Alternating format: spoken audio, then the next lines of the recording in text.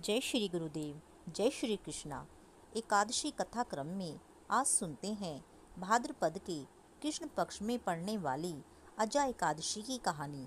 बात उस समय की है जब कुंती पुत्र अर्जुन भगवान श्री कृष्ण से कहते हैं, हे जनार्दन, अब आप कृपा करके मुझे भाद्रपद मास के कृष्ण पक्ष की एकादशी के विषय में भी बतलाइए। इस एकादशी का क्या नाम है तथा इसका व्रत करने की क्या विधि है, इसका व्रत करने से क्या फल मिलता है।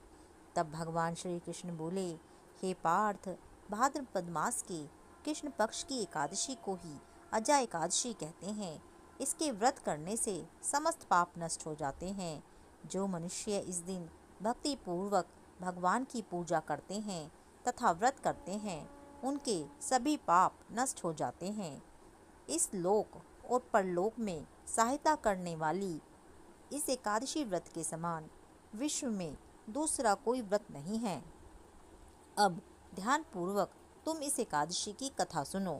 प्राचीन काल में अयोध्या नगरी में एक चक्रवर्ती राजा राज्य करता था। उसका नाम हरिश्चंद्र था।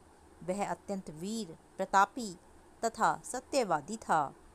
देव योग से उसने अपना राज्य स्वप्न में एक ऋषि को दान कर दिया और परिस्थितिवश उसे अपनी पत्नी और पुत्र को भी बेच देना पड़ा।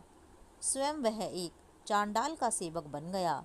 उसने उस चांडाल के यहाँ कफन लेने का काम किया, परंतु उसने इस आपत्ति के काम में भी सत्य को नहीं छोड़ा।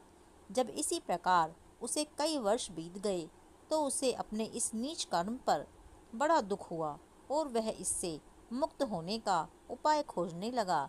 वह सदैव इसी चिंता में रहने लगा कि मैं क्या करूं, किस प्रकार इस नीच कर्म से मुक्ति पाऊं।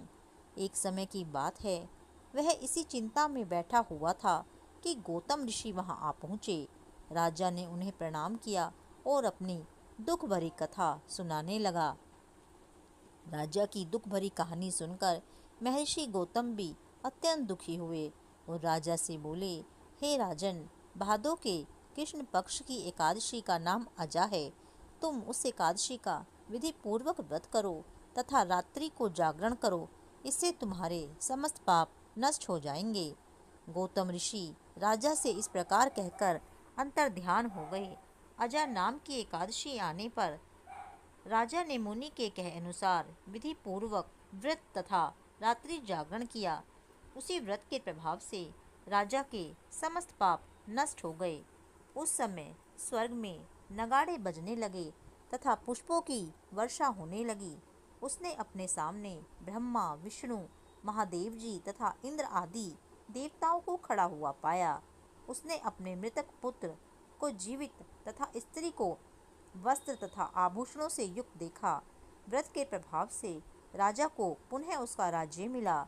वास्तव में एक ऋषि ने राजा की परीक्षा लेने के लिए यह सब कौतुक किया था, किंतु अजा एकादशी के व्रत के प्रभाव से सारा षड्यंत्र समाप्त हो गया और अंत समय में राजा हरिश्चंद्र अपने परिवार सहित स्वर्गलोक को गया। हे राजन, यह सब अजा एकादशी के व्रत का प्रभाव था। जो मनुष्य इस व्रत को विधि विधान पूर्वक करते हैं तथा रात्रि जागरण करते हैं, उनके समस्त पाप नष्ट हो जाते हैं और अंत में वे स्वर्ग को जाते हैं। श्री भगवान कहते हैं कि इस एकादशी की कथा के श्रवण मात्र से ही अश्वमेध यज्ञ का फल मिलता है। साथ ही यह कहानी हमें शिक्षा देती है कि प्राणी को ईश्वर के प्रति पूरी निष्ठा रखनी चाहिए। कठिन परिस्थितियों में भी जो सत्य का मार्ग नहीं छोड़ते, वे स्वर्ग के अधिकारी होते हैं। सत्य की परीक्षा कठिन परिस्थितियों से ही होती है। अतः ईश्वर पर पूर्ण विश्वास रखते हुए सत्य का पालन हम सभी को करना चाहिए। जय श्री राधे, जय श्री कृष्ण।